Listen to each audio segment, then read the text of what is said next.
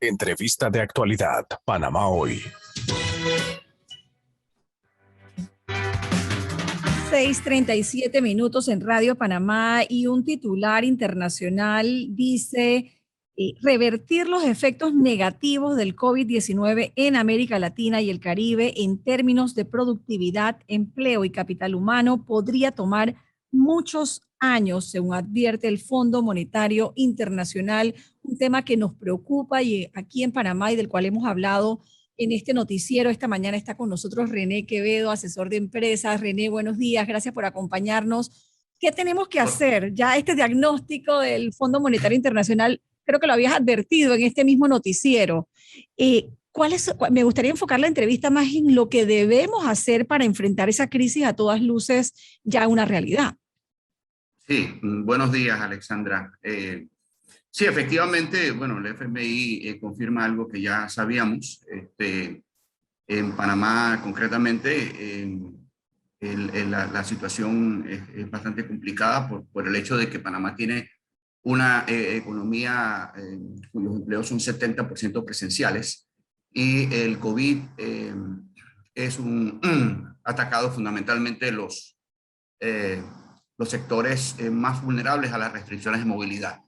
¿Qué hacer? Bueno, lo primero que tenemos que hacer es reconocer que no estamos en un estado de emergencia sanitaria, estamos en un estado de emergencia económica. Eso es lo primero que tenemos que hacer. Hasta ahora la prioridad del gobierno ha sido la vacunación, no la generación de empleo. Entonces creo que eso es lo primero que tenemos que entender. El costo socioeconómico del manejo de la pandemia son 400.000 empleos. O sea, que haya nuevos rebrotes es una probabilidad. Que tenemos hoy más de 400.000 empleos es un hecho. Eso es lo primero que tenemos que hacer. Uno. Dos, necesitamos eliminar todas las restricciones de movilidad, acceso y por otro lado, dosificar la narrativa del terror.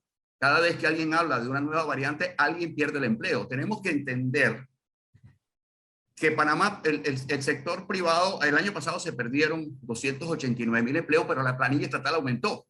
El sector privado pagó y sigue pagando la totalidad del impacto laboral del COVID. El sector privado perdió 327.000 empleos en un año, 37% de su fuerza laboral asalariada, y tiene todavía otro 9% que está con contratos suspendidos. Tenemos 80.000 contratos suspendidos, cuya sostenibilidad está complicada. Entonces yo creo que eso es lo primero que tenemos que hacer.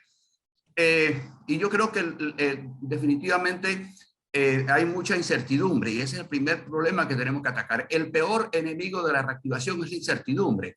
Esta incertidumbre se está manifestando de manera muy clara el ritmo de generación de nuevos empleos medidos en función de los nuevos contratos laborales que tramita Mitradel va a un ritmo de 54% de lo que fue en el 2019. O sea, en el 2019, a estas altas, entre enero y septiembre, ya se habían tramitado 296.000 nuevos contratos laborales. En lo que va del 2021, digamos de enero a septiembre, Mitradel ha tramitado unos 160.000 contratos. Es decir, esto me indica que el ritmo de generación de empleo formal, que es realmente donde tenemos la catástrofe, va a un ritmo que es la mitad del 2019, que en ese año se generaron 52.000 empleos todos informales. Esto me apunta a la vez a un deterioro en el clima de inversiones en el país. Sin inversión privada no habrá generación de empleo formal. ¿Inversión nacional o estamos hablando de inversión extranjera? ¿Cuál es el grueso de la...? Es igual, yo le pondría mayor prioridad a la inversión extranjera porque el sector privado está descapitalizado, uno. Dos, por otro lado tenemos un sector, un gobierno en precaria situación financiera, teniendo que pedir prestado para pagar planilla y pagar subsidios, así que lo más realista es atraer inversión extranjera, al mismo tiempo que también tenemos que inyectar liquidez a la economía, pero eso tendrá que venir a través de financiamiento bancario. Entonces, creo que son dos cosas fundamentales, pero lo más importante para mí es que esto se está traduciendo no solamente en incertidumbre por parte de inversionistas, sino a nivel de consumidor. La semana pasada, la Cámara de Comercio publicó el índice de confianza del consumidor panameño, donde, bueno, se reconoce que se está reactivando la economía, pero esa reactivación no se está traduciendo en empleo. 43% de los encuestados siente que va a perder su empleo en los próximos 6 meses. Otro 7% dice que no tiene empleo y un 28% no sabe qué va a pasar. Es decir, 4 de cada 5 trabajadores son pesimistas, o 4 de cada 5 panameños son pesimistas con respecto a su futuro laboral. Esto me está causando inhibición del consumo. Si yo no estoy seguro si voy a tener ingresos, yo no voy a gastar, yo no voy a asumir nuevos compromisos, yo voy a racionalizar lo que consumo, lo que compro, ¿okay? Y esto a su vez me está inhibiendo la posible reactivación del consumo. El consumo el año pasado cayó en $600 millones mensuales. Mientras no reactivemos el consumo, no vamos a reactivar los empleos. Sin consumo no hay ventas, sin ventas no hay ingresos, sin ingresos no hay empleo. Entonces creo que necesitamos atacar. Es una cadena. Es una cadena. La prioridad ha sido sanitaria. Tenemos una estrategia sanitaria. No tenemos una estrategia económica. La prioridad es la vacunación. La generación de empleo es un deseo. La vacunación es un objetivo, lo vemos. Planes, objetivos, indicadores, barridos, un ametrallamiento mediático importante. Me gustaría ver algo así para la generación de empleo. Mientras no hagamos, la Cámara de Comercio la semana pasada dijo que la generación de empleo debería ser una obsesión nacional. Estoy totalmente de acuerdo. Sí. Hasta que no lo hagamos, la prioridad número 1, seguiremos en esta situación de incertidumbre laboral. ¿Qué tiene que hacer Panamá para atraer esa inversión extranjera que bien explicabas, René? No sé si el ambiente, el tema de las restricciones, sí, el tema de la seguridad y de la inseguridad, el tema de la infraestructura, sí, que por prácticamente 2 años ha estado abandonada, y llegas a un país donde la carretera interamericana está destruida y transportar mercancías es un desastre. O sea, ¿cuáles son las fallas que tenemos y que pueden poner en peligro eso? Sí, bueno, primero, la mejor estrategia para atraer inversión extranjera es la experiencia de los inversores extranjeros que ya están aquí. O sea, eso es lo primero. Entonces, en ese sentido, aparte de todos los temas que tú mencionas, yo miraría muy de cerca la negociación del contrato entre el gobierno y Minera Panamá, que es la mayor inversión privada en el país, casi $7.000 millones, 39.000 empleos formales que aporta la economía y 583 millones de dólares de compras a otros sectores de la economía. ¿A qué te refieres a mirar en detalle ese contrato? ¿Qué significa esa frase? Mirar el proceso. Independientemente, yo creo que definitivamente se están revisando todas las cláusulas. Lo que son los acuerdos y lo que son, digamos, respetando las posiciones y el contenido de cada una de estas cláusulas. El proceso de negociación, ¿okay?, es tan importante como el resultado. Nosotros tenemos que proyectarnos como un país de diálogo, pro inversión extranjera. Por supuesto, entre 2 partes habrá discusiones y habrá temas que habrá que arreglar, y yo creo que ese es el espíritu. Y en ese sentido, la negociación del contrato de Minera Panamá y el Estado marcará un antes y un después de las inversiones extranjeras en el país. Entonces yo creo que independientemente, y no estoy abogando por una posición o la otra. Esa era la pregunta. No sí, estás abogando por una u otra, sino la forma como se negocia y cómo se maneja la información, ¿no? Total, y sobre todo esta satanización mediática, con todo respeto, ¿no? Yo creo que en este momento es importante entender que Panamá debe transformar su estructura económica. Todos los sectores que generaron, los 7 sectores que generaron 2 de cada 3 empleos en los últimos 15 años son sectores que están muy golpeados, ¿okay? Y son muy importantes, son sectores que tienen altos niveles de informalidad, ¿okay? La minería, en ese contexto, es la actividad económica que menos trabajo o empleo informal genera, 7%, versus 47% en el comercio, versus 60% en la construcción, versus 55% en el turismo. Entonces creo que en ese contexto, creo que el Estado debe analizar pues, la minería y otros sectores. Nosotros necesitamos atraer inversión extranjera para desarrollar todos los sectores de la economía. Sin inversión privada no habrá generación de empleo formal. Si no generamos empleo formal, la caja del Seguro Social está condenada a muerte, hagamos lo que hagamos. Entonces creo que es un tema que va más allá de la negociación entre dos partes. Creo que estamos hablando del futuro del país. No digo, insisto, que solamente se debe desarrollar la minería, no, se debe desarrollar todos los sectores estratégicos, la logística. Pero para poner una idea, la logística, 75% de los empleos que se generan en el sector logístico son informales. Y hoy, 7 de cada 10 empleos formales en el sector logístico desaparecieron o están con contratos suspendidos. En el sector turístico, es 3 de cada 4. Entonces estamos ante un colapso del empleo formal. Hoy tenemos menos asalariados privados que lo que teníamos en el 2004. Hoy 70% de la fuerza laboral del país son informales y funcionarios. Entonces eso no es sostenible. La única manera de generar empleo formal es a través de la inversión privada. Sin inversión privada no habrá generación de empleo y, dada la circunstancia de un sector privado nacional descapitalizado, ¿okay?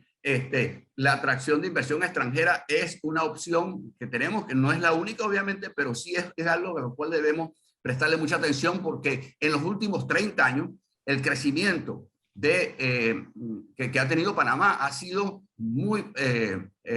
bastante apoyado por inversión extranjera, ha estado basado en inversión extranjera. Entonces creo que creo que tenemos que dejar a un lado un poco los apasionamientos y la ideologización de la coyuntura. Creo que tenemos que mirar cifras y efectivamente lo primero que tenemos que hacer es entender que ya no estamos en un estado de emergencia sanitaria, estamos en un estado de emergencia económica.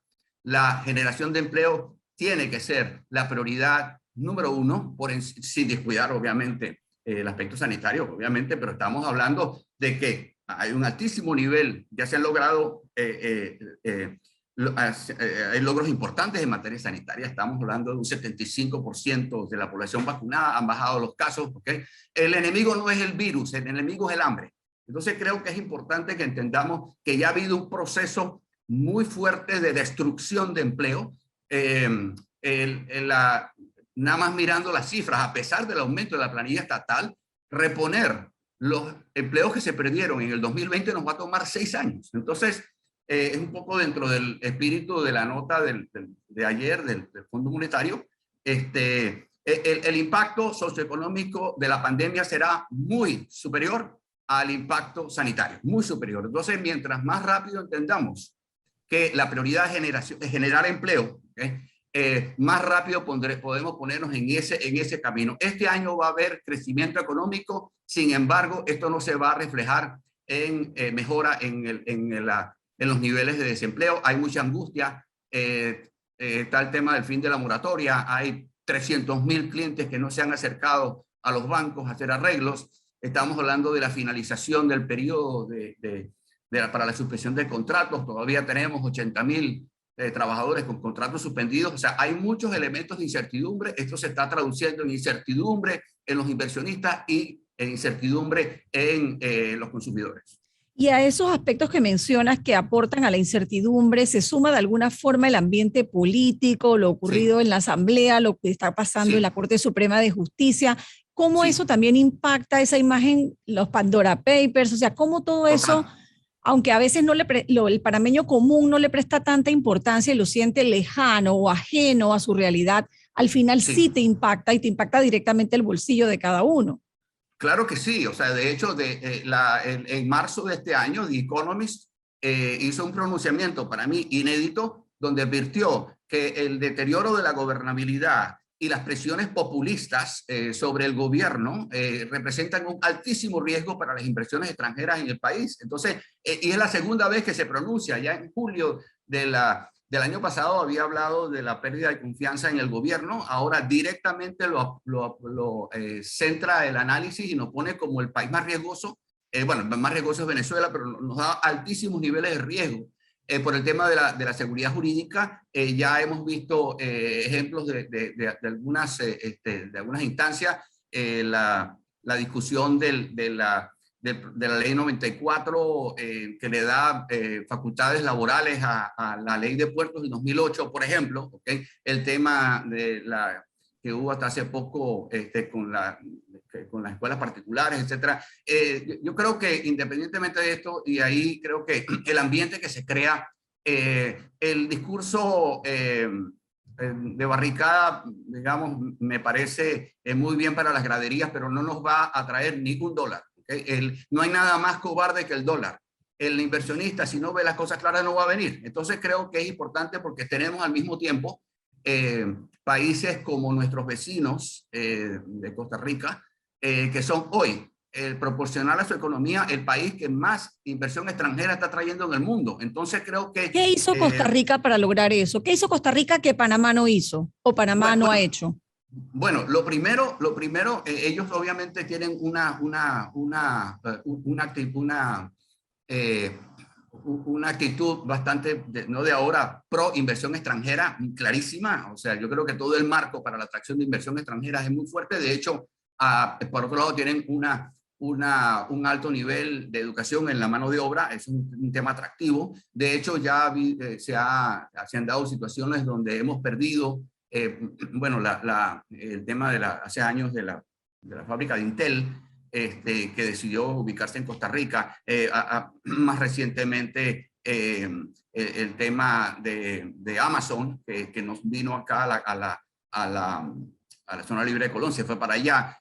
Más que todo es un marco ellos tienen una estrategia concreta. Panamá la tiene, pero ya ellos nos han llevado la delantera, tienen todo un marco. El tema de los trámites es mucho más sencillo. Hay una serie de elementos. Los trámites burocráticos. Sí, correcto, sí. Es decir, yo creo que es un conjunto de cosas. No es nada más una sola. No es una campaña, no es una campaña publicitaria que tenga que hacer Panamá para atraer. Eso no funciona así, ¿no? Es correcto, sí, es correcto. Y obviamente la satanización mediática de la inversión privada no ayuda, ¿ok? Porque básicamente no puedo, y es difícil. Pero ¿sientes que hay satanización mediática a la inversión privada o es un tema de supervisión de contratos que pueden resultar sospechosos y que los medios tenemos la mira puesta en temas que sabemos que por antecedentes de corrupción hay que prestarle atención?